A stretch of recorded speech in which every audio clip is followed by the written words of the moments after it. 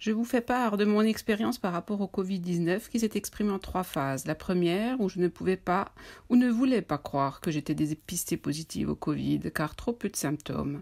La deuxième phase, très dure, où j'étais complètement léthargique, assommée par la symptomatologie.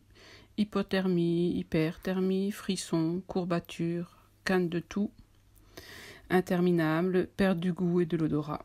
Au fur et à mesure que les jours avançaient et que j'avais de plus en plus de SMS de personnes qui étaient inquiets pour moi, j'ai réalisé que mon état les préoccupait vraiment. C'est cet effet miroir qui m'a fait rentrer dans la 3e phase de réalité, de peur, même où je me suis dit qu'il fallait que je me batte contre ce virus pour ne pas atterrir en service de réanimation. Puis les symptômes se sont améliorés de jour en jour, Dieu merci. Et maintenant, je suis content d'être immunisée, de pouvoir aller au front et aider mes collègues à l'hôpital.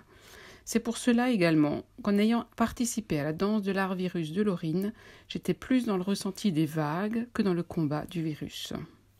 Voici mon propre ressenti. Lisiane. J'ai été dépistée le 9 octobre 2020.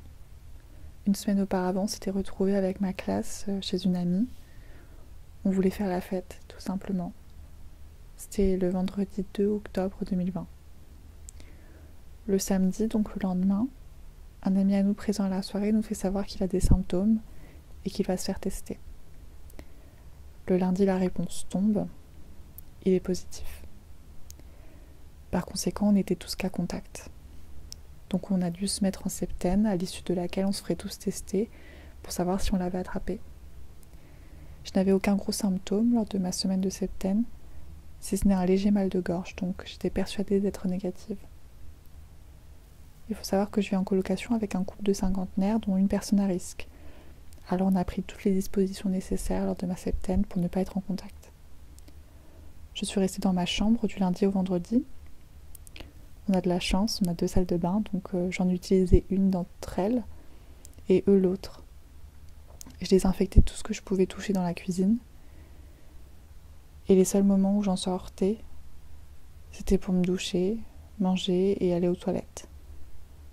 Ça a été un peu difficile, mais j'étais capable de tenir 5 jours. Le vendredi matin, je vais me faire tester. Toujours pas de symptômes prégnants. Le test a été assez douloureux. J'ai reçu les résultats le lendemain, après-midi. Et il était écrit comme quoi j'étais positive. Présence du génome SARS-CoV-2. D'abord, je suis surprise, puis je culpabilise rapidement. Je me dis que je n'aurais jamais dû aller à cette soirée, que je n'aurais jamais dû faire la fête, jamais dû enlever mon masque. La culpabilité. Culpabilité de louper les cours, culpabilité car j'avais peur d'avoir contaminé ou de contaminer mes colocataires ou quelqu'un d'autre, un ou une inconnue. À cause de moi, les personnes qui habitaient avec moi étaient devenues cas contact, elles aussi, et devaient faire la septaine. À cause de moi, elles n'ont pas pu aller au travail pendant 1 semaine. Moi, je repartais minimum pour 1 semaine d'enfermement aussi.